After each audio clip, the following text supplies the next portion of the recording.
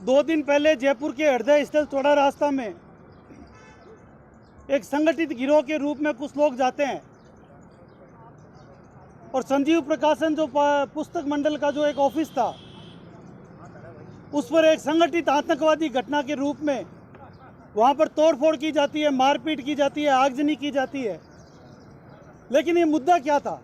लगातार 2 दिन से मैं सदन में स्थगन की मांग कर रहा हूँ। आखिर इस्लामिक आतंकवाद है क्या जिस पर सदन में चर्चा नहीं करवाना चाहते? जब राजस्थान की माध्यमिक शिक्षा बोर्ड की राजनीतिक विज्ञान की पुस्तक में पेज नंबर पे स्पष्ट रूप से पेज नंबर 149 पे और पेज नंबर 157 पर स्पष्ट रूप से लिखा हुआ है इस्लामी आतंकवाद से आप क्या समझते हैं। इसके अंग्रेजी के उसमें साफ लिखा हुआ है पेज नंबर 248 पर, but they also believe that Islamic terrorism is a strand of Islam. ये माध्यमिक शिक्षा बोर्ड की किताब में लिखा हुआ है।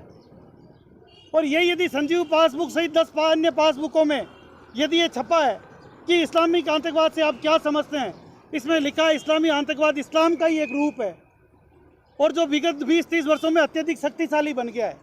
ये पूरा विश्व मान रहा है। आज विश्व के अधिकांश देशों में बुर्के पर बैन लगा है। हाल ही में श्रीलंका ने कानून पास करके बुर्के पर बैन लगाया है। तो जब मुस्लिम आतंकवाद यदि नहीं है और यदि है तो जब कांग्रेस के विधायक यहाँ पर सदन में बोले तो भाजपा के विधायकों को इस पर बोलने की छूट क्यों नहीं दी जा रही है? मैं राजस्थान की विधानसभा से मांग कर रहा हूँ विधायक होने के नाते कि देश की 90 करोड़ जनसंख्या, राजस्थान की 6.5 करोड़ जनसंख्या ये चाहती है कि इस्लामिक आतंकवाद पर खुलकर चर्चा हो। देश को आज़ाद हुए 75 वर्ष हो गए।